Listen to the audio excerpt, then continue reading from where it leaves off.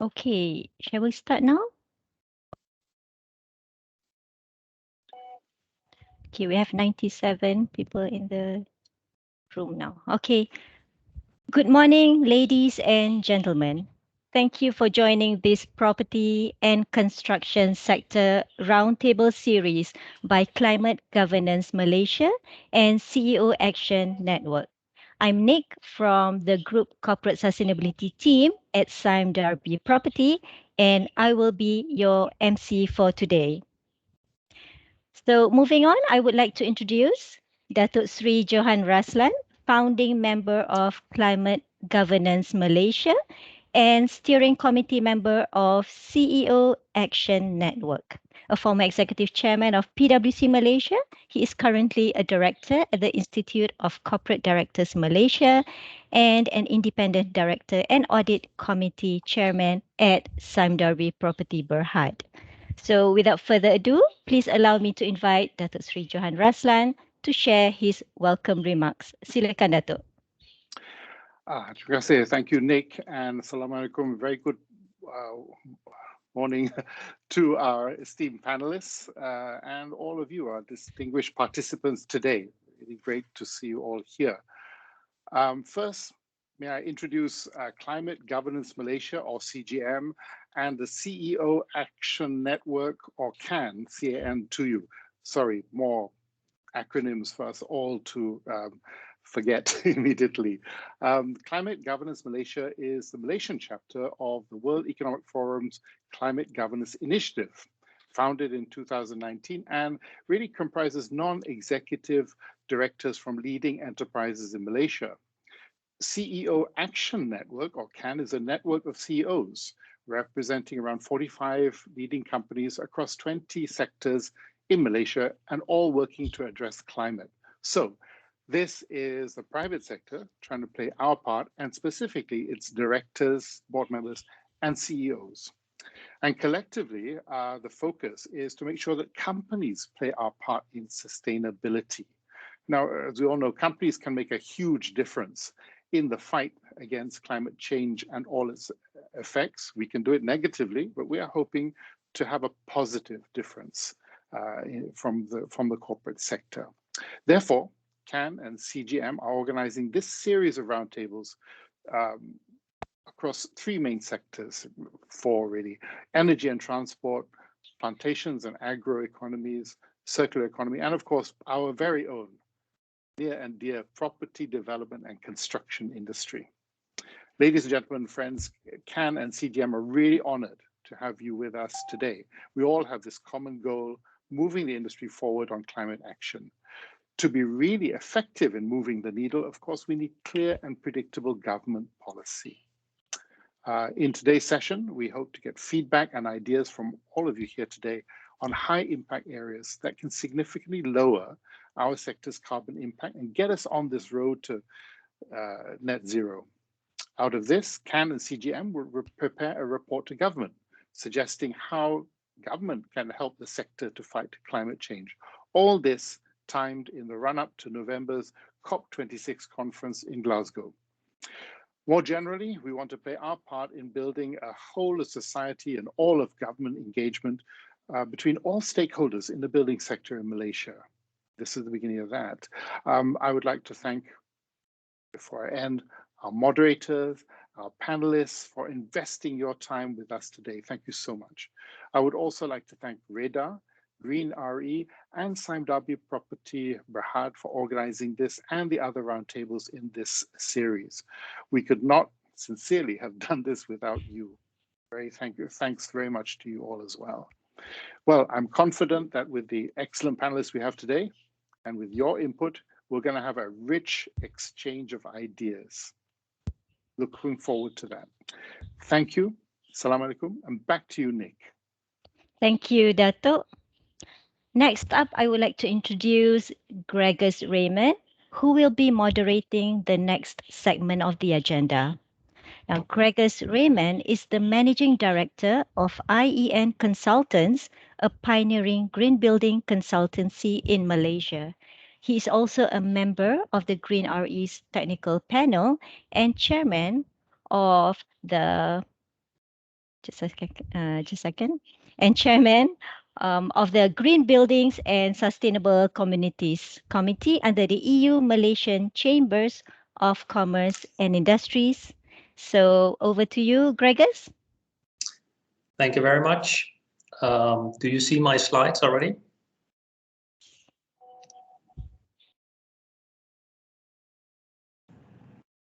Yes. Yes. Okay. Sorry.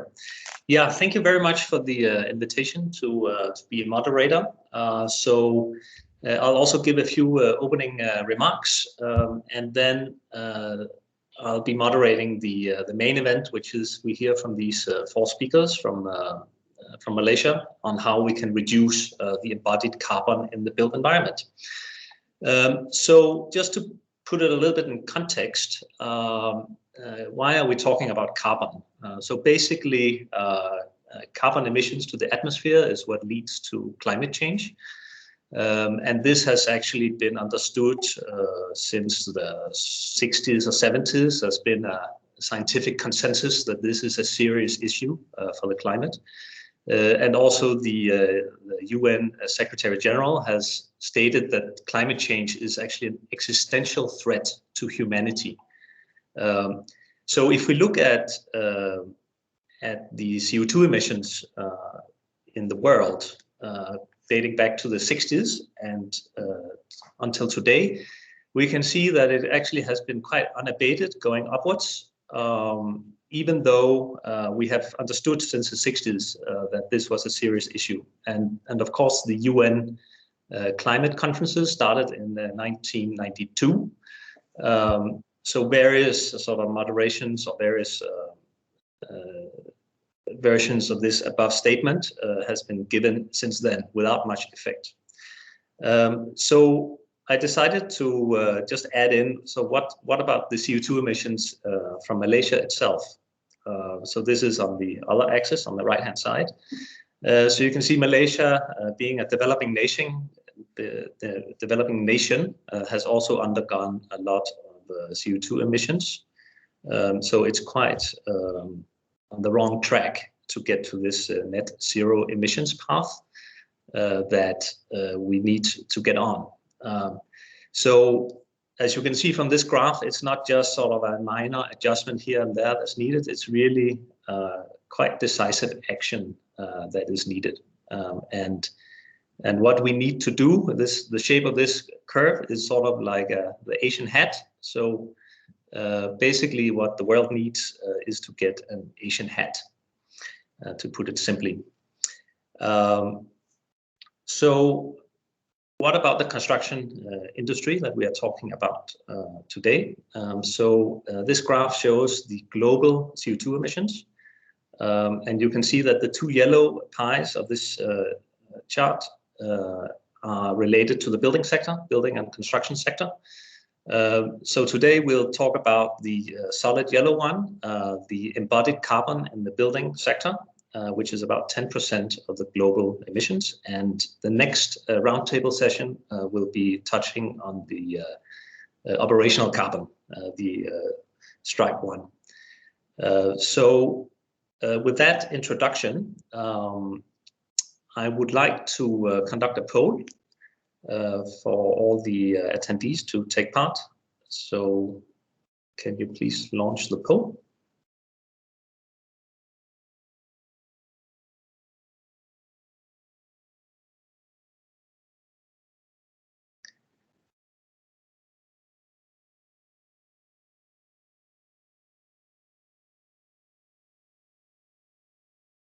So the poll should appear on the right-hand column. And there will be 2 questions. So once you select your question, please press submit.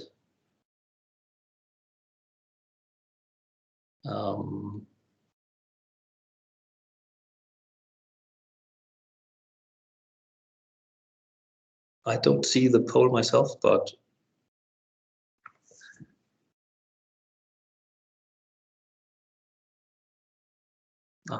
there it is.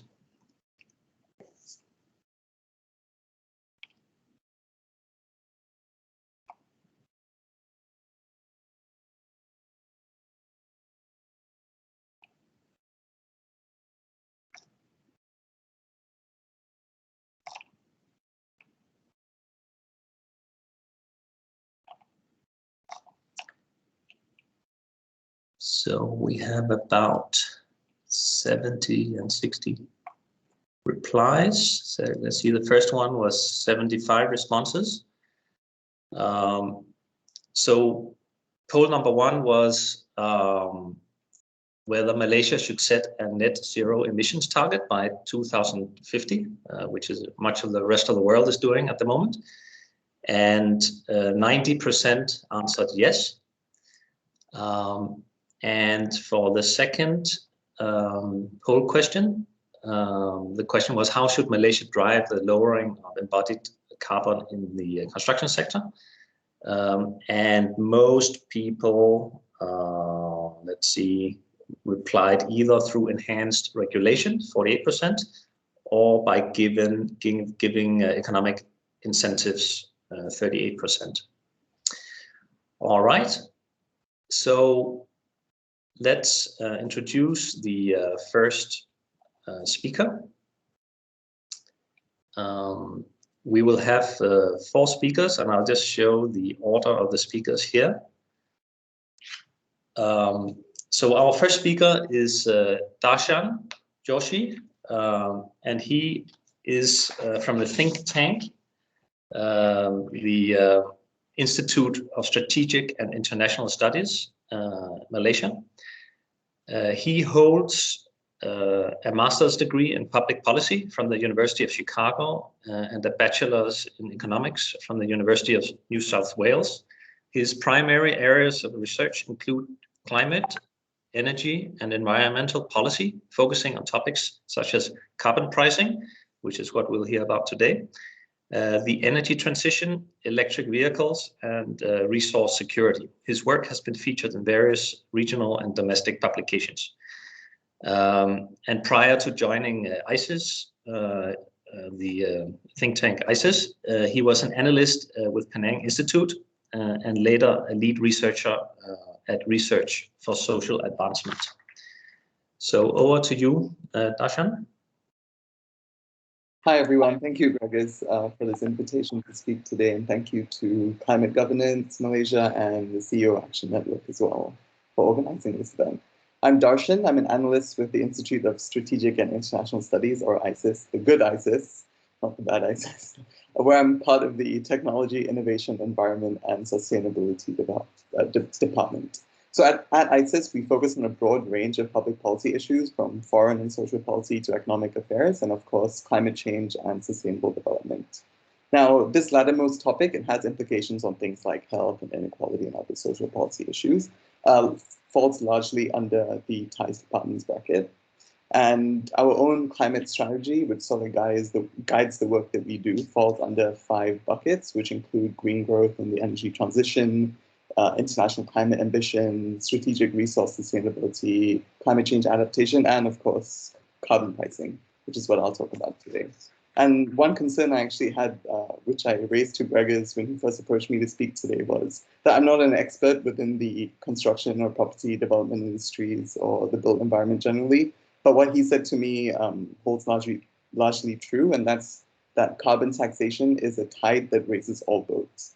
And that's really the key message that right off the bat, everyone should remember. Carbon pricing is a fundamental enabling policy within the climate action toolkit. It stimulates decarbonization across whatever sectors and whatever industries to which it's applied. And it does this because it places a tangible and recognizable cost on the damages that greenhouse gas emissions inflict on society and in turn the economy through climate change. So this carbon pricing has the effect of rendering low carbon technologies cheaper relative to the incumbent technologies that might be carbon intensive, but also cheaper at present in the absence of a carbon price. And logically, the higher the price of carbon, the larger the set of low carbon technologies or practices that become economically viable for private sector, even public sector actors to employ. And this logic plays out across whatever sectors the carbon price is applied. So based on this and against this backdrop, I'll move into just a quick presentation which I prepared. So just bear with me for a second. All right. So climate change is a market failure. And this is what I was describing just now. So through fossil fuel use, we can generate economic growth, of course, but there's the side effect of greenhouse gas emissions, which through climate change are going to create economic damages over time. So in economic terms, emissions are a negative externality. So they're something that arises, we don't really need it. And in the absence of any sort of regulation, these externalities are going to be over-provided. And that's the big issue with climate change. So with that, I'll go into the policy that I drew up. This was in 2019. So some of the dates might be a bit out of date. So the proposal that I drew up originally, I was planning just to cover electricity, transport, and oil and gas production. I've included the emissions totals from manufacturing industries and construction, just so we have some context here. And although my policy proposal didn't cover manufacturing and construction specifically, the same sort of logic will play out in whatever sectors we apply carbon pricing. So the idea is to start with a scope that covers the majority of Malaysia's emissions, and in the longer term to incorporate more sectors within a carbon price and rebate or carbon taxation scheme. This is important because, I'm missing a slide. This is important because across these sectors, this should be a table. Across these sectors, we're projected to see somewhere between across these sectors within the next 10 years. Now, given that we need to really take steps towards decarbonizing, we have to then think about what sort of policies are going to put us on an even lower carbon pathway moving into the future. Now, on carbon pricing rates in particular, like how we should price carbon, what the price of carbon should be, there's a growing literature on the social cost of carbon, which measures the cost of an incremental ton of CO2 emissions.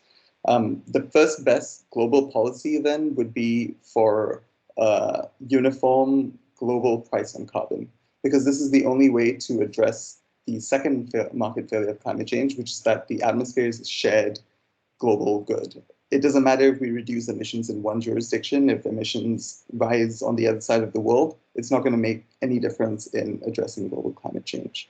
So we know what the end goal is, but until we reach such a point, which might be the topic of an international agreement in the future, countries have the ability to adopt prices that trend towards this global price of carbon, get accustomed to functioning in the presence of a carbon tax, and that'll make any future shift to a global price, if it were to happen, any smoother.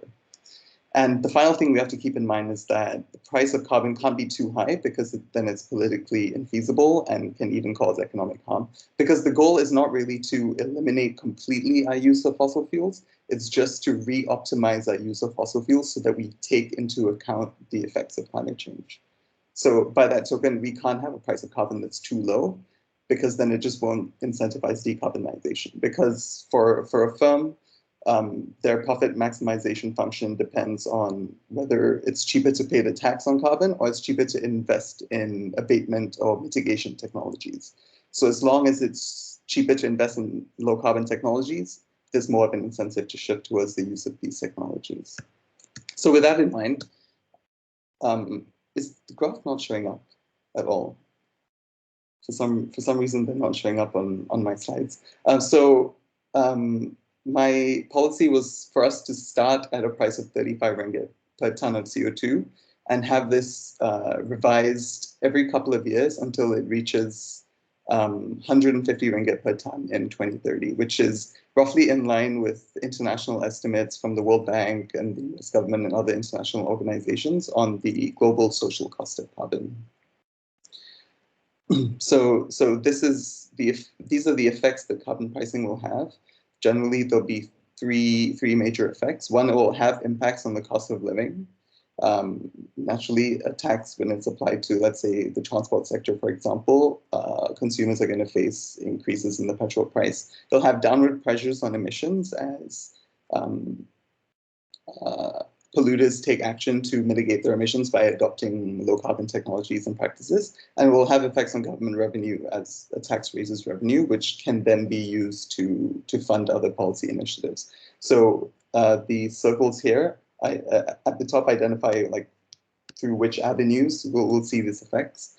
And government revenue can be used on things like climate financing, green financing, carbon rebates for low-income households who face increases in the cost of living because of the carbon tax and so on. And cost of living increases through the carbon tax as well, I should mention, can be mitigated by, for example, self-generation of electricity through renewables, using fuel-efficient vehicles or public transport as well. So I'll just run through very quickly sort of what happens within industries. Again, my tables are not showing up. So carbon pricing hastens electricity sector disruption. So based on the emissions intensity of the fuels that we use, whether it's coal or natural gas, they'll face different levels of carbon taxes. And the general logic is that the higher the carbon tax goes, the more competitive low carbon energy generation technologies become. Because, for example, coal is twice as emissions intensive as natural gas, so the carbon tax it faces is twice as high as natural gas.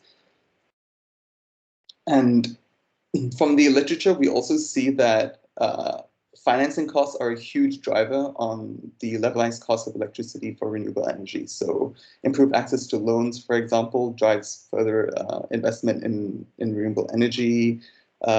Variations in the weighted average cost of capital are also a significant driver, and low interest rate environments. These are all things that really highlight the importance of comprehensive national green financing frameworks. Same thing with transport sector, and again, the table's not showing up. It'll be a per liter tax on fuel consumption. So carbon revenues are projected to reach about, I mean, this is assuming we had a 35 ringgit tax this year. Our carbon revenues would be about 7.8 billion ringgit, and at a tax of 150 ringgit per ton, our revenues would be in the region of about 40 to 50 billion ringgit per year. And by 2030, given a 150 ringgit carbon tax, these carbon taxes can contribute up to 35% of direct tax revenues in Malaysia, or about 26% of total tax revenues. So this creates a lot of movement or space for the government to perhaps reduce other distortionary taxes like corporate taxes or income taxes as well. And in this proposal, I included a stipulation for some of the revenues to rebate B40 households. Now, obviously, inequality is another significant social issue that we face, and growing as well, based on the effects of COVID-19 and what we've seen from that.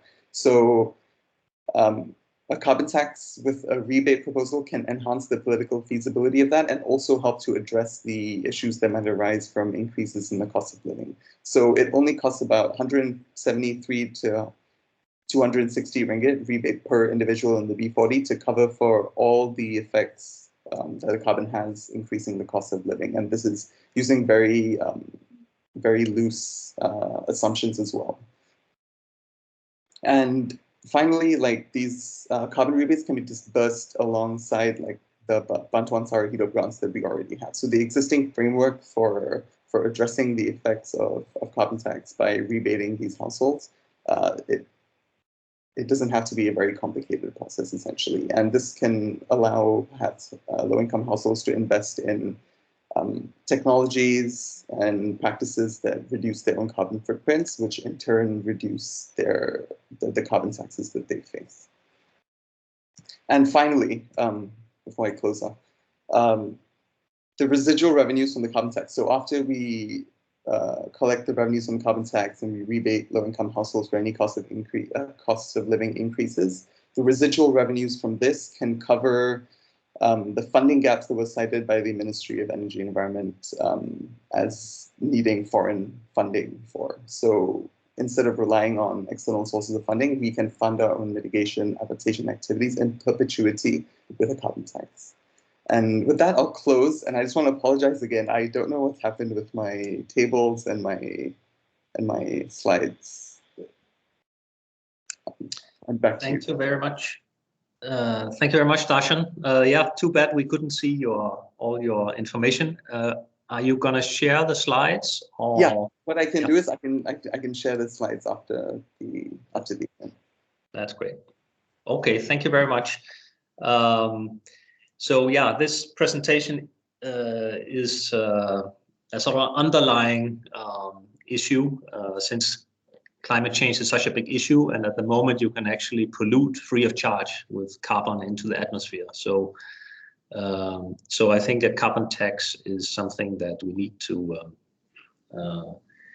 pursue, and as Darshan showed, it can be done without hurting the low-income segment of the population, and also generate revenue for the government. So I think that's very interesting.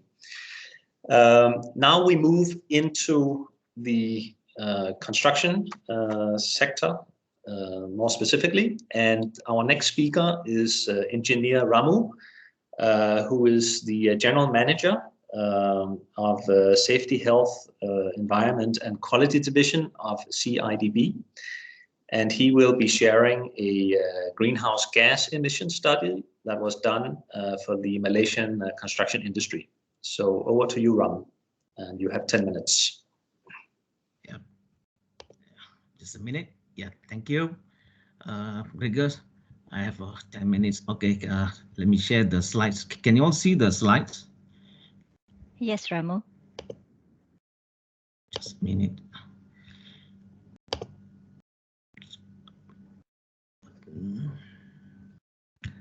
Just a minute. Okay. All right. Okay, I would like to share with you all on this. Project it? Can you see the slides? Yeah, maybe you can project it instead, because it is not projecting. At the bottom most there, there's an icon to project it. Yeah. Meaning full screen. Yeah, full screen. We are looking at your deck, not in full screen now. Yeah. I cannot see full screen. Okay, your cursor to the bottom. Yeah.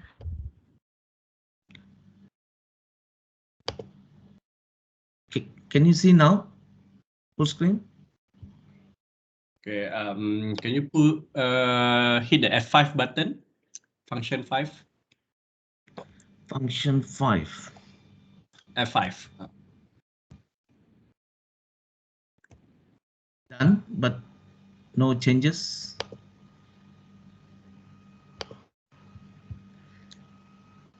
I think okay, we can carry on with this. Still visible. All right, cool. I don't know why it's not making. It's okay. We can proceed with this. Thank you. Okay. Hold on now.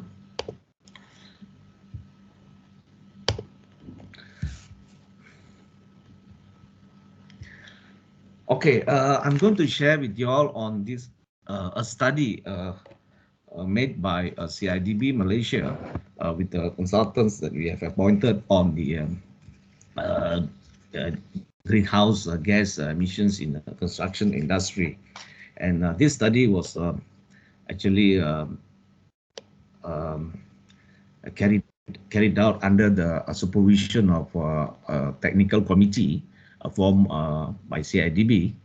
You can see from the screen, it's from Ministry of Works. These are the members of the technical committee who have supervised this study on the GHG emissions in construction industry.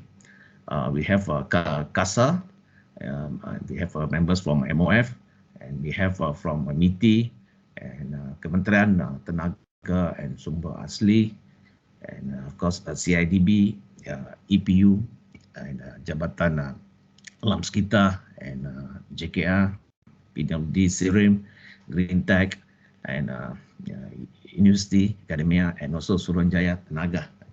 So this study was completed last year in June, and it was before we published this study, what we did, we have validated this study with the engagement with the industry people. You can see some of these industry people that we have invited to comment on the study and see what the method of the study was correctly done to estimate the GHG emissions for construction industry, and it was validated in April, not April, just 2 weeks after the first MCO was over, sometimes in the May, if I'm not mistaken, and thereafter we have published these studies. Okay, basically these studies it's not from a cradle to gate, but it is cradle to site, meaning we have covered from the manufacturing, extraction and manufacturing process, and transportations activities, and also construction activities. We stop there, and you can see from this picture here, the total emissions is 76 million ton CO2 equivalent, and you can see 90% it comes from the this manufacturing process, yeah, and 3% on the this transportations, and for construction activities it's only 7%. So we didn't include the entire life cycle, where you have operation and maintenance after this, and also the demolition part. We have stopped here, cradle to site. So you can see here, construction activities is only about 7%, and you can see here, this 7% is only represent 5.45 million ton CO2 equivalent, and generally these emissions come from fuel consumption. You can see here 90% of that 7% is actually it come from the fuel consumption. We have electricity consumptions about 6%, and construction waste is about 4%. This is where all this embodied carbon waste. Yeah. So if I would like to share with you on this 90%, what are this fuel consumption.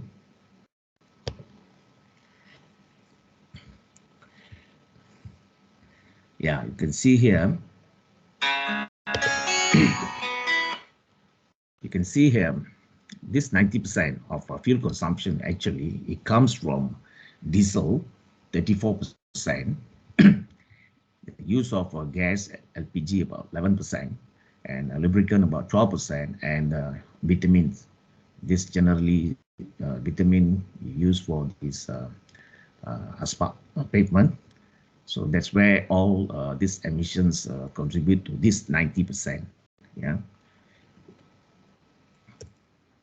Okay, this chart is just showing that in 2020, as I shared with you just now, the emission was 76 million metric ton CO2 equivalent. If we don't do anything, or if the status quo remain, and no change, no further action, or new policies or anything, incentives not introduced, or any disincentives such as tax or whatever, if it is not introduced, you can expect in next 30 years, in 2050, it's going to increase to 92%. This is what this study shows. So it's going to gradually increase, and as usual, the consumption of the consumption material, the embodied carbon in this consumption material is going to contribute about 89%, and this construction is still around 7% there, and you can see the transportation is about 3%. So the total increase from next 30 years if no new efforts are put in to reduce for the GHG emissions. The increase is 32%. Okay, these studies also have put up some recommendations on incentives and disincentives for the consideration by the government of Malaysia. Let me share with you the incentives first. The number one is on the tax incentives for GHG reporting. As you all know, the GHG reporting in Malaysia is quite poor actually. Not many companies are actually reporting this, except less they are required by the law or the security commissions. Otherwise, not many are coming forward to do this reporting on their activities, of what they are manufacturing and how this electricity or the emissions, carbon emissions is being recorded. So as you know, this reporting, if you want to encourage people to do reporting, I think what this the studies recommended to provide some tax incentives so that the government can collect as much as data and they can come up with a policy. Yeah, they can come up with a policy. When they have the data, then they can manage. They can come with the right policies and strategies to formulate on the GHG emissions. And the other thing is that preparing a report is really required some commitment, time, and the cost. Therefore, the tax incentives is recommended for those who are preparing the. What happened this problem? Okay, sorry. Yeah, for this GHG reporting. Then number two is on the low carbon fund. These studies also have recommended for the government to provide a fund to reward organizations or manufacturers that venture into low carbon initiatives. The initiative could be on the technology or the use of eco-friendly machineries. Yeah, and we have the third one. The third one is on the incentive for construction materials. This is to provide incentives to developers, contractors, and manufacturers for using or produce a low carbon construction material. These are the three incentives has been recommended in this study. Slide is not moving.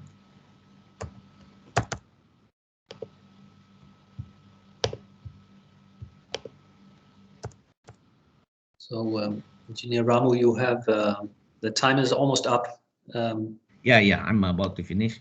And great. This is the incentives.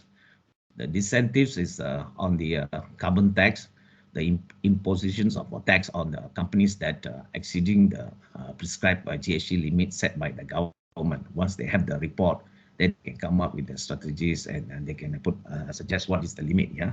So if anything go beyond that, the limit, then this studies also suggesting for go for these incentives for carbon tax. Then the second one is on the mandatory GHG reporting. The earlier one is for about short-term measures to give incentives on the reporting, but after certain years, 5 years, so then this has to be made mandatory through regulations. The third one is on the cap and trade system, and where the government set the limit on the GHG emissions to the industry, and the companies that successfully reduce GHG emissions can sell the remaining limits to other companies. And the fourth one is on the mandating the use of low carbon building materials.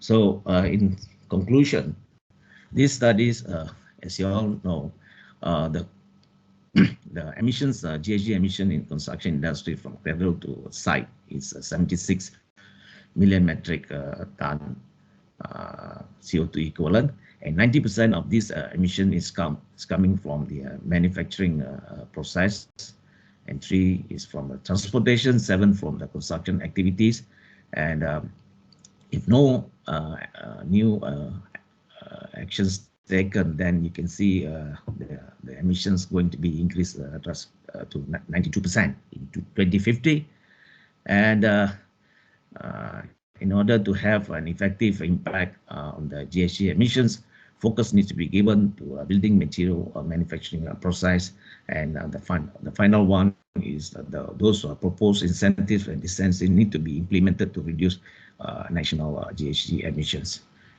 Okay, I finished my presentations. Thank you. Back to you, Gregor. Yeah. Thank you very much, Engineer Ramu. And I know you have to leave by noon.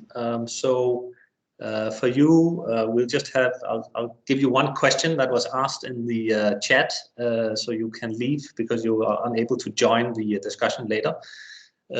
So since there's so much carbon associated with the manufacturing of construction materials, so the question is whether there is an accessible database for greenhouse gas emissions from construction processes and materials in Malaysia. And if not, do you know if there's any plan to develop a database for greenhouse gas emissions for construction materials in Malaysia? Yes, we do. For your information, we have we are working with CREAM Malaysia on this to come up with this inventory, a list of this embodied carbon for construction materials, and we are working on it, and we expect to publish this sometime in October this year, if everything goes well. So we are compiling all those construction materials, and we are going to come with a list of this embodied carbon, and also those green materials that we are going to make. We are going to put inside those lists as a comparison to the conventional materials. Yeah, so you can expect that end of this year. Yeah, October. Yeah. All right. That sounds good. Just in time for COP26 the following month. Yes. All right. Thank you very much. Thank you. It's my pleasure to introduce the next speaker, who will be speaking actually on this topic of low carbon construction materials. So this is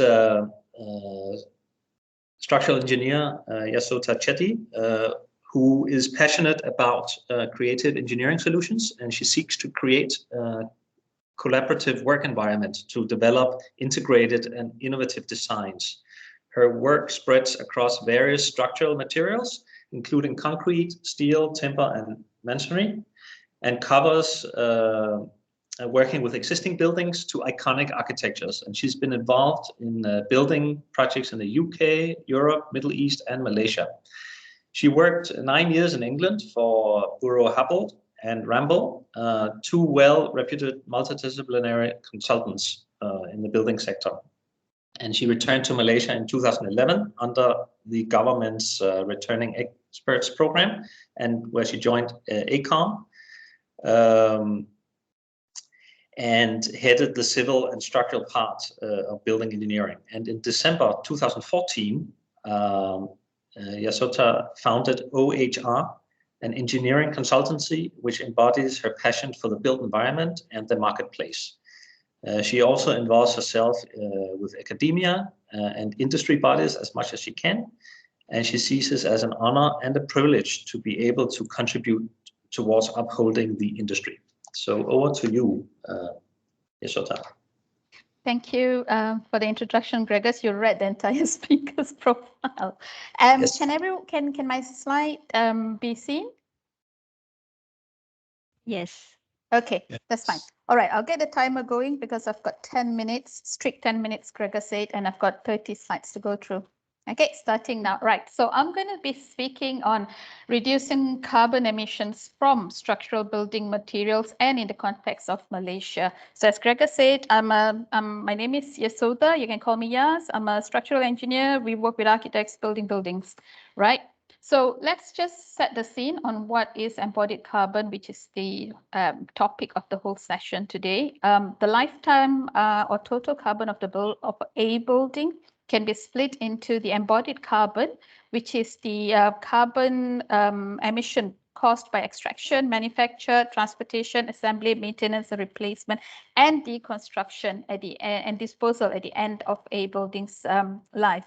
And the other side of it is the operational carbon, which is associated with operations, right? How much embodied carbon is in the structural building materials, right? So the global carbon emissions at the moment, 38%, as Gregor pointed out earlier, comes from the buildings industry. Out of this 38%, 10% is from embodied carbon. Now that 10%, if you, it is 38%, right? Let's place it again. Yeah, so the total is 38%. And if you took this 38%, out of it, 74% comes from operational carbon and 26% comes from embodied carbon. Now this the figure of 26 here is an average figure. Depending on the type of building, whether it is a warehouse building or if it's a hotel or if it's a residential building, this value could vary between 30 to 70%. Now, of this, 60% is from structural building materials, and the other 40 is from others, like the cladding. So structural material, which is the base of a structure, the concrete frame, which is very common in Malaysia, or a steel frame or a timber frame, right? That's 60%. So it's a large chunk of that 90% Engineer Ramu just showed earlier from his slides, right? There's not much public data available in Malaysia, but I found this from a report for the cement production in Malaysia between 2011 and 2016, where the consumption in Malaysia, which averages at about 20 megaton. So let's look at 2016, 21 megaton of cement produces 19.5, which is almost 1-to-1 of carbon dioxide, which is about 9.5% of Malaysia's carbon emission for that particular year. So it is quite a large chunk that the construction industry contributes to our national carbon emission. And it's really something that's so important to be addressed. Now, what are the considerations for reducing embodied carbon impacts of structural building materials? So these are the 4 things that we can very specifically focus on: the selection of material with lower embodied carbon, leaner design. Leaner design basically is focused on using lesser material, which is always supposed to be the first step. You use less, and then whatever you use, make sure it is of lower carbon. All right, you design out ways and you reuse materials where possible. Okay, in the office, we did a case study for a very typical 31-story residential tower set on a 4-story podium and 2 levels of basement. The study was only done for the tower, not the ones below. You know, we conducted a structural optimization for the original design that was there, and let's look at the results. All right, so the original design was a beam and what's called a beam and post solution, or in Malaysia is known as beam and slab. Okay, and we optimized the whole design, and the solution used flat slab, and you can see that the difference in value. The optimized design dropped the embodied carbon by 28%, which is really, really important. Lean design equals to lesser material equals to lesser embodied carbon. So this must always be the starting point. And then the second thing is to do with designing out waste. So when you move from a beam and slab solution to a flat slab solution, you're simplifying the formwork system that can be used. And from that, for example, you're designing out waste. Okay. Then we took this further, the case study further, to look at cement replacement. Okay, we looked at 0, 30, 40, 50, and 70. And you can see that at 70%, the carbon reduction is 62%, which is the crazy large number. And a sweet spot or sweet middle ground is 40%, which already gives you a 48% reduction from the baseline study that we had earlier. 40% cement replacement in a building construction can be done with no cost impact and almost no construction impact. So it's a no-brainer that this should really be happening in this country, but it's not. Right. Okay. Then next, moving on to structural timber. The world calls this the material of the 21st century. By just using timber in construction, sustainable timber in construction, you can reduce the embodied carbon from 20 to 60%. And that doesn't take into account the sequestered carbon where the trees store carbon. So it's a negative on carbon consumption. At the moment, the tallest timber building in the world is in Norway, and it's 18 stories and standing at 85.4 meters tall. And in terms of reusing material, one of the big low-hanging fruits that we can do for the industry is start using recycled aggregates and recycled concrete aggregates. We'll look at it a bit more further. So with all these things right, why aren't more of these considerations being applied in Malaysia? The first one is to do with perception or reality in some matters that there's no commercial benefits. Second is the absence of implementation incentive that are meaningful commercial value. If it's of no meaningful commercial value, the industry is not going to take it up. And lastly, the absence of mandatory policies. Okay, so lean design, it requires investment into decent consulting fees. Optimization should be a philosophy from the start, whereas in this industry, they do value engineering at the end, at tender stage or construction stage, and it's not holistic that way, all right? Proprietary solutions in Malaysia could cost more than the conventional solution. Designing out ways. We use so much of concrete, and a lot of our concrete buildings are beam and post beam slabs.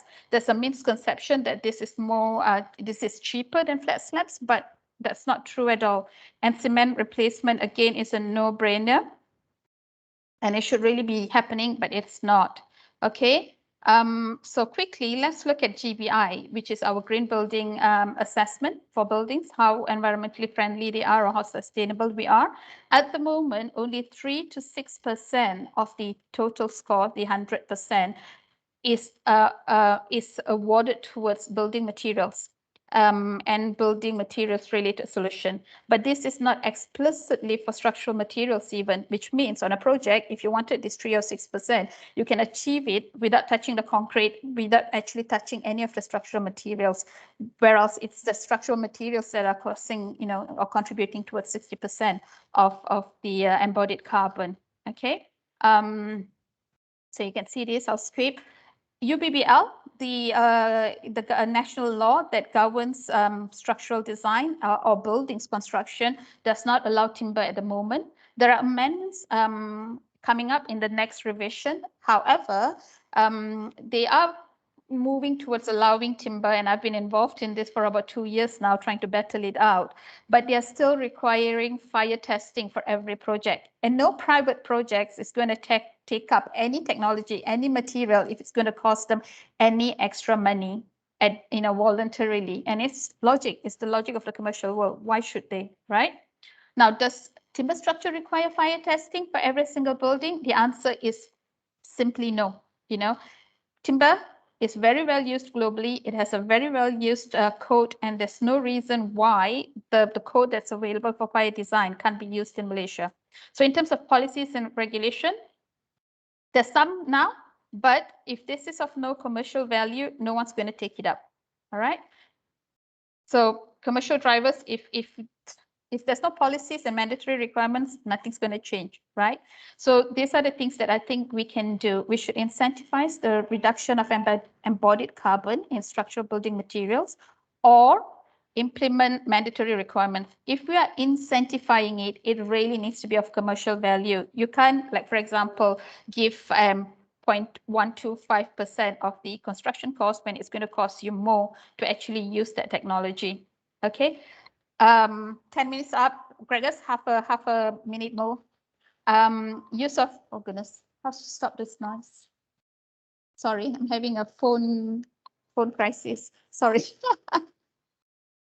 Okay, gone. Yeah, so use cement replacement, use low carbon materials and solutions like timber, produce and reuse recycled aggregates, demonstration, incentivize demonstration of designing out ways, incentivize demonstration of lean design from start. Look, lean design requires good design. It will then consequently also produce good buildings in Malaysia. You know, it's a win-win situation, and hugely incentivize reuse of existing buildings. Okay, allocate more points in GBI for the reduction of embodied carbon and not just focus on operational carbon, or have an independent but parallel assessment framework. The whole world actually is catching up on embodied carbon at the moment because the focus has been on operational carbons. But in the West and in the developed countries, as buildings are becoming more and more efficient in terms of operational carbon, embodied carbon now is becoming critical and it's a bit left behind. This is the case in Europe, in the UK, and it's a big topic of conversation at the moment. So promote the use of structural timber, invest into researching fast-growing species that can be used for structural purposes. This is something that's not being done. Promote fabrication and use of timber, invest in developing the skills, and that's it. And just slightly over 10 minutes, Gregor. Thank you very much. Thanks for sticking to the time. Even though I was a bit worried with your 30 slides. Very interesting. I spoke as fast as I could. Yeah, very interesting. I can see there were a lot of questions in the chat, so we'll get to that after our last and final speaker. So it's my pleasure to introduce Dr. Fu Chee Hong. And he's a professional technologist registered under the Malaysian Board of Technologists.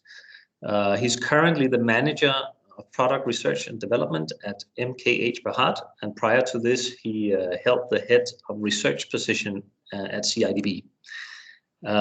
He has a PhD in urban engineering from the University of Tokyo, and his research interest is in sustainability, affordable housing, green building, building quality assessment, industrial building systems, which we'll hear about today, and urban ecosystems. He's a member of the Institute of Engineers Malaysia, REDA, and research committees with REDA as well.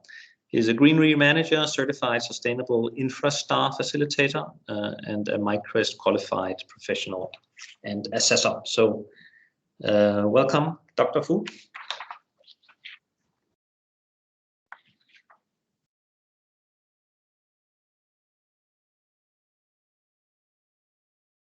Yes, I'm Fu. Good morning, ladies and gentlemen. Can you hear me?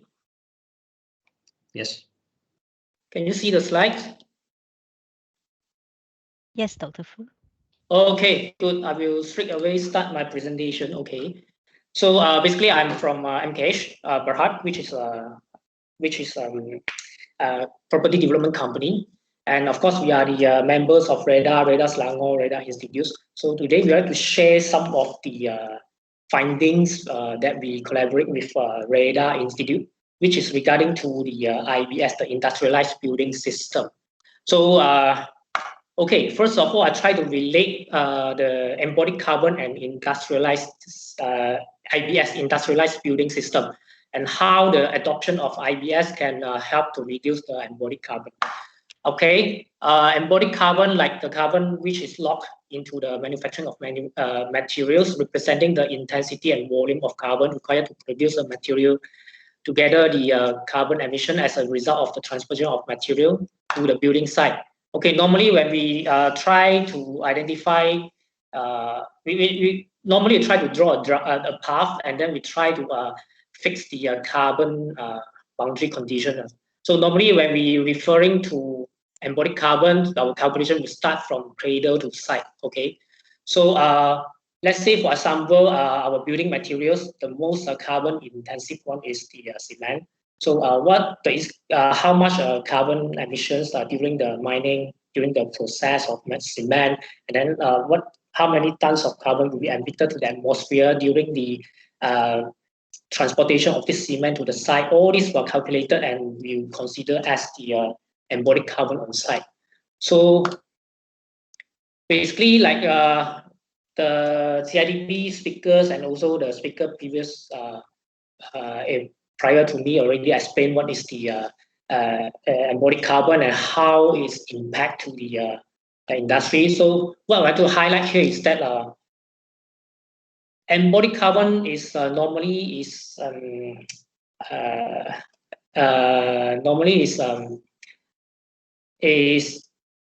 embodied carbon is actually how you select the materials.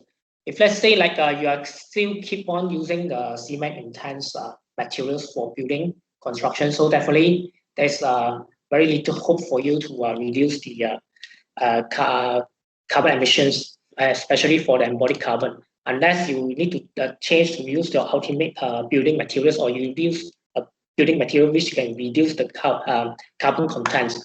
So basically, here is I'd like to show you that some of the strategies mentioned by the MICREST, which is one of the building rating tools formulated by CIDB. And inside this green building rating tools, there is one main criteria which is set for lowering the embodied carbon. And here are some of the strategies to reduce the embodied carbon for construction industry. Of course, the main idea here is to reduce. If you can reduce the materials which is carbon intense in your construction site, then definitely there's a chance for you to reduce the embodied carbon. Of course, and then we can seek for another path, which is to reduce the use of these carbon intense materials. Of course, at the end of the day, we also can go for we opt for the materials which can be recyclable. So basically, in overall, you either concrete, cement, and steel. There is a very basic raw material which has been used widely in the industry. So unless you can replace this raw material with the alternative building materials, otherwise, or maybe you try to reduce the cement content inside this kind of material. Otherwise, it's very little hope for the reduction of embodied carbon. That's why most of the green building rating tools, they focus on the operational carbon rather than the embodied carbon. So here I highlighted the industrialized building system, IBS. How can we say that IBS can help to reduce embodied carbon? Actually, if you look at the MICREST, this is the green building rating tools formulated by CIDB, the MICREST. Inside the menu guide, they mentioned that the use of IBS and how the use of IBS can reduce embodied carbon is by reducing the wastage in the site. So normally, IBS, when we talk about IBS, is more on prefabrication, off-site construction rather than on-site construction. So that's why when you have a prefabricated everything in a manufacturing company, in a manufacturing and then assemble in the site, so you can reduce your wastage, and therefore we are reducing the use of the extra or additional building materials, and therefore this is how IBS indirectly contributed to reducing embodied carbon. Okay, so actually I just highlighted that to reduce embodied carbon, you use alternative building materials, but there is also a barrier for a developer when you try to shift to other building materials. First is the regulatory compliance. So actually in our building code and our bylaw right now, we are more on this material base rather than the performance base. So they specify what kind of material you have to use for the party wall or certain part of the building. So that's why even though you can find alternative building material which the performance as good as the concrete but then there is still a regulatory barriers here. Okay, so and then the second one is you have to go through you have to be tested by the consumer, the perception and the acceptance levels. So we know that actually rather than using the concrete wall panel, we can use the dry walls. But then the problem is that the market will not accept, not because the performance of the material is not good. It's because there's a perception that they do not want to the hollowness sounds. So that's why there's a barrier there. In term, rather than regulatory compliances, we're also facing the consumer perceptions. And of course, the another one will be the costing. Normally, these so-called alternative building materials, they are not widely used yet. So therefore, they don't have the volume, a massive volume, and that's why the costing will be higher. And still, so far, the most affordable material will be the concrete. Okay. Of course, right now we have to focus on the challenges in adopting IBS. Although IBS is only we can reduce embodied carbon indirectly, but there is also a way through IBS. But even so, we have to study what is the barriers that are hindering the construction industry move towards the adoption of more IBS. So first is the inefficient of IBS ecosystem in Malaysia. Second one is the mismatch of the incentive, and third one is the costing. So I will explain all this one by using the next slides. Okay, so if you study the ecosystem of our country in Malaysia so far, so normally the using of IBS is driven by the government. They set the target, how many percent of adoption level in what year, and then how many percent have to be achieved. And normally the government will incentivize the manufacturer. From their point of view is that from the supply side, if you have enough supply, then definitely the component of IBS will be cheaper, and then more people will be using it. We have been using this engine to drive the use of IBS for many years, but it's still not moving towards the end result that we need. So why? Because we are totally make it wrong. Actually, to drive the more or higher level of adoption of IBS, it need to be incentivize the developer, because the developer is the client or the main customer for the building project. So, and the reason that developers are not keen on using IBS is because the costing issues. And as long as you are not solving these costing issues, which using IBS is more costly than using conventional construction, then definitely you are not getting the result that you need. Okay, first, of course, here is a comparison between a real project. There are 7 projects here. We try to compare how much per square foot when we use the IBS and we use the construction, conventional construction. And you can see that actually most of the time using IBS is more expensive.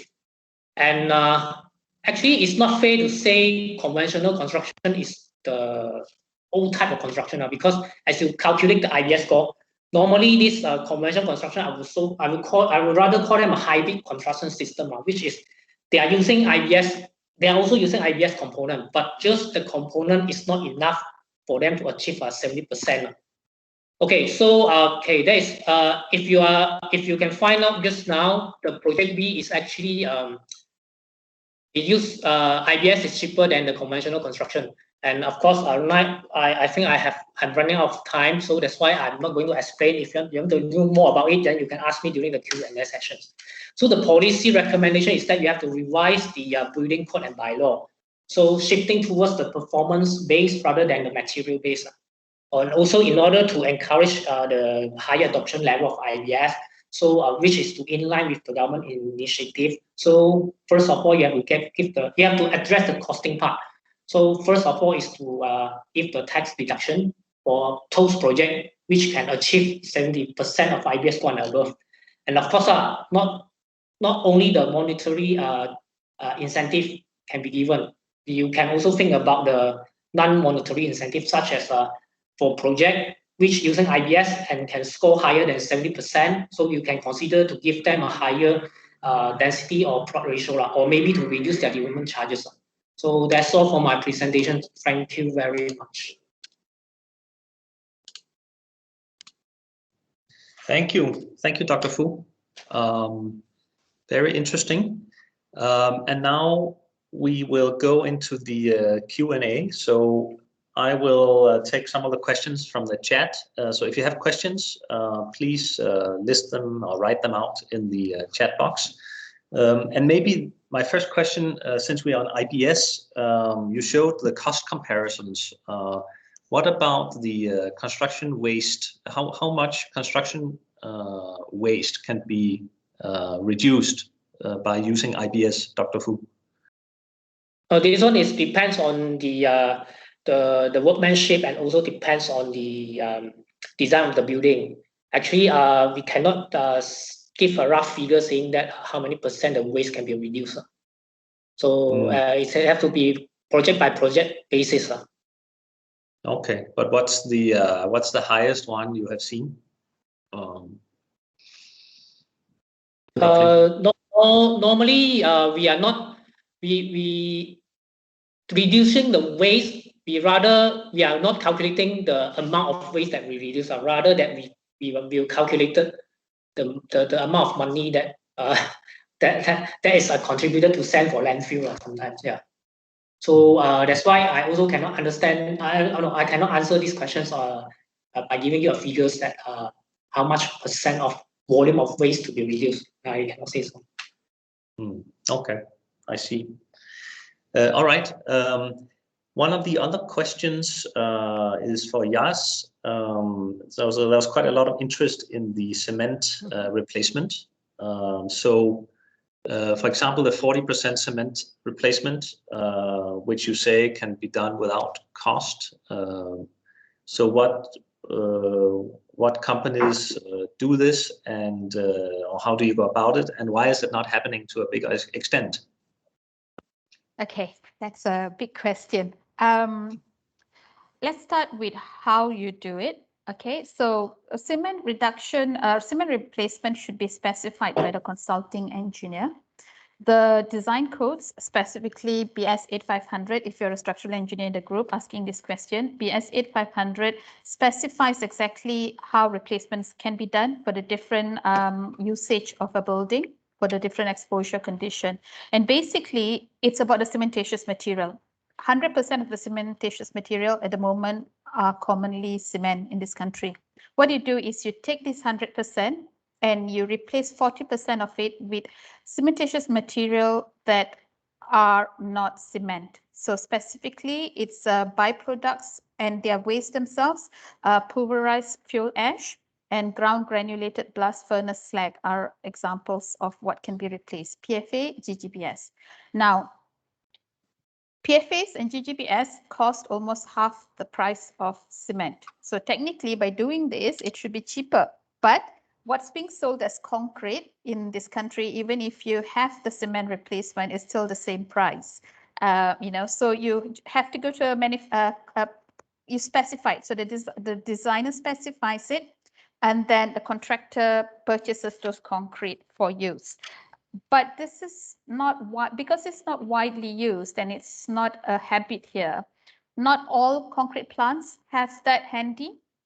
And like for us, on every project, we have to have a debate almost on this to get our way to use 40% cement replacement. So that's that. Any cement plant should be able to do it. PFA, GGBS are widely available in Malaysia. Why it's not done? Well, I don't know. Really, is it commercial reasons for certain industries? Because if 40% reduction in cement means 40% loss of income for the cement industry. So all those things to look at and look into. Hope that answers. All right. Yeah, interesting. Also for you, Yas, there was some interest in the timber to be used as a structural material. So what are the challenges of using timber in Malaysia? I mean, a lot of people would probably think about termite problems, moisture problems, maybe even acoustic problems between apartments. What's your view on this? And could, I mean, Malaysia is such a fertile country with fast-growing forests. So could timber construction be sort of a major industry for Malaysia, also just not for domestic use, but also for export? Okay. Yeah. Very interesting question, and I've spent many years of my life being in Malaysia since coming back, trying to get this going. Okay, so first thing, we are one of the biggest global players of timber in the world. Okay, almost, I don't remember the exact figure, but it's something as close as 98% of our timber, our forests that are being used for the timber industry, the export industry, is certified as sustainable timber, which means the whole cradle to grave is sustainable. Because why? Because if it's not, they can't export, because the global requirements is for sustainable timber. However, this timber is not being made available in the local market because there's no demand in the local market. Okay, so I've been working for many years now with the with Malaysia Timber Industry Board, trying to find a way forward with this. You know, there's been some questions here asking why timber and are you sure it's sustainable? You know, you're going to chop down trees. Okay, so you don't chop down any trees. That's bad. Okay, so if you're using timber in the industry, you got to use a certified timber that has been certified, that it's been dealt with sustainably, and there are global certifications for it. Okay, black market timber does more harm than good. Okay, timber is the only material in construction when it comes to building materials that can be regenerated. It doesn't exhaust resources, because concrete, the stone, the cement, these are all things that can run out, and it uses up resources of the earth. Whereas timber, on the other hand, can be regenerated by planting. So you have to have a sustainable planting program. You cut your plant, and it's managed. Okay. And number two, timber stores carbon. So for a tree to grow, it needs to absorb carbon dioxide and it stores it. It's called a carbon sink. Okay. So when you cut the timber, cut a tree and use it for construction, and you plant a new tree, you're locking up the carbon that's in that timber, and it doesn't go anywhere. Okay, so that's why it's called a carbon sink. And at the end of the life of that timber, if it's disposed of as as biofuel, for example, then it's a closed loop of sustainable approach. You know, so that explains that. You know, why is it not being used in Malaysia, and why can't it be used in Malaysia? The law doesn't permit that. Simple as that. And when you see, we have to understand that for buildings to be built, and the same thing with the IBS, if there's no commercial driver for this, and if there's no mandatory legislation, who is going to, like, you know, why should, let's not even use the word who, why should they? Anybody with like some level of common sense would not do that, right? So there's just no reason for it. Singapore, that doesn't even have any forests, have worked out that timber is really, really good for the world, for the country, and they have, just like that, came up with mandatory legislation, put processes, set up trainings, brought experts in to train, and they're building in timber, whereas we sell all our timbers away and we do nothing. So did that answer? Is there more to it, Gregors? Did I miss anything that you wanted to ask? Maybe just a short comment on like termite or moisture. Okay. Yes, okay, that's an important thing. Now, the other thing that needs to happen in this country is a change of mindset. We tend to associate timber buildings with the rumah kampungs, right? Or the likes of rumah kampungs and resort. Now, that is artisanal approach. Timber in the modern world, timber as a modern construction material is no different to concrete and steel. There are very defined codes on how to design and fabricate, you know. So it's no different to concrete, it's no different to steel. Building life of a building when you're designing in concrete or steel, it's 50 years. When you do it in timber, it's also for 50 years. Then of course, to achieve that 50 years, you then need to choose the right species, apply the right treatment for termite and all, you know, so this is where the skill comes in. Likewise with concrete, right? No different. When you're building by the coast, you use a different grade of concrete. When you're building in the city, you use a different grade, you know, so it's the same. It's the same. There really shouldn't be any, this is why people can build up to 18 stories of timber, because it's an engineered approach with calculations for every single thing and specifications for every single thing. It's not artisanal. Okay, great. Thank you very much. Okay, I'll ask the last question to Darshan before we have the poll. Darshan, I know you wrote this great paper on the recommended carbon taxation for Malaysia a couple of years back. And as you presented today, it can become sort of a political win because the B40 group will actually not suffer and could even stand to gain some income from this through rebates. So what is your assessment? Is your recommendations gaining traction? And when will Malaysia get a carbon tax, in your opinion? Unfortunately, the answer to that question is I have no idea. I know that there's been some discussion. We see it talked more in the media, talked about more in the media, and amongst some government agencies as well. But I'm not entirely sure if there's any significant movement on that front. But you know, in the build-up to COP26 that's happening later this year, I think this is carbon pricing, carbon taxation, and the benefits it can have across sectors and driving decarbonization across all these sectors. We should really continue talking about that and build more momentum towards its implementation moving forward. I also noticed that there was another question in the Q&A section, sorry, that asked if a carbon tax is incrementally introduced, it seems sensible that some of it be used for incentives. And that's true. So carbon pricing inherently involves an incentive to shift towards low carbon technology as well as incentive from using high technologies and practices. And yes, it definitely is sensible that any carbon revenues that we generate, we should devote some of that towards furthering our climate ambitions and for green financing initiatives. That's great. Thank you very much. I would like to thank all the speakers for your insights and very interesting presentations and Q&A as well.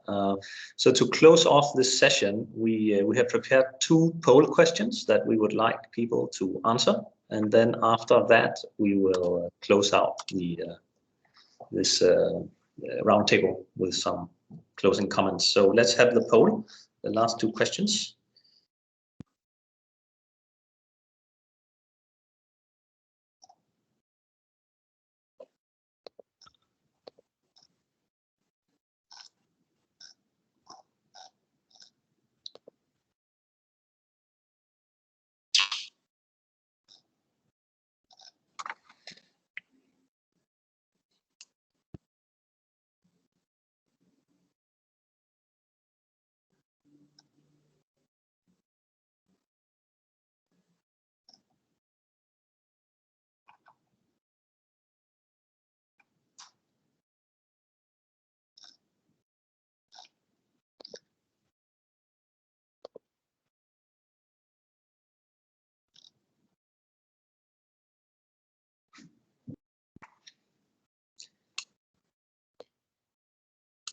So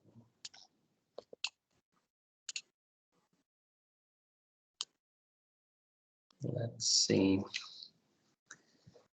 So one of the questions is, after hearing from the speakers, where do you think the main push should be to reduce embodied carbon? And we have about most people, it seems to be an even split more or less between, well, most people say awareness and capacity building. So raise public awareness on this. And the second highest is low carbon materials, like green cement and green concrete and timber. And let's see, there was one more poll. I probably have to scroll a little bit. Oh yeah, here. Should Malaysia introduce a carbon tax? And here there's a clear yes. So 86% says yes, and only 7% says no, and 6% don't know. So I think that's quite a good endorsement for a carbon tax. So this is great because the whole idea of these roundtables is also to produce some policy recommendations to the politicians, and these polls are good to as a gauge where the sentiment is in the industry. So I'll hand over to Nick, and thank you once again. Thank you, Gregors, and to our speakers, Darshan, Yasotha, Engineer Ramu, and Dr. Fu, for that insightful session. Now, ladies and gentlemen, as our program draws to an end, may I please invite everyone for a quick group photo. For those who haven't done so, could you please turn on your camera so we can get a group photo of everyone here today?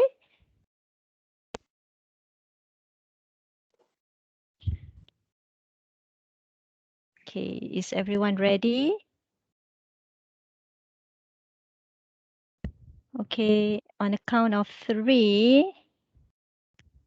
1, 2, 3. Okay, I got that. Can we try one more time? 1, 2, 3.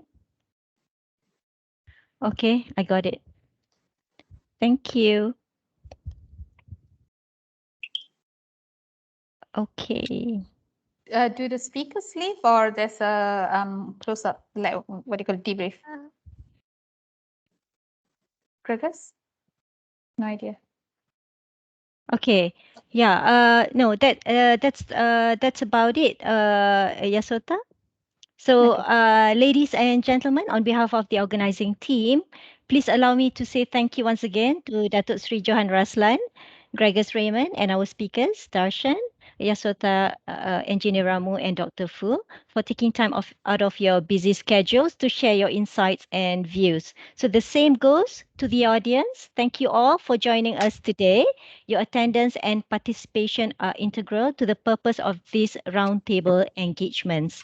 On that note, there are 3 more roundtables lined up on the 16th, which is this Friday, same time. And we have on the 19th, next Monday, same time, and on the 27th of July. So please do sign up and join us for those as well. Recordings will be made available on CGM and GreenRE YouTube channels. Okay. Until the next one, take care, everyone. Stay safe. Thank you very much.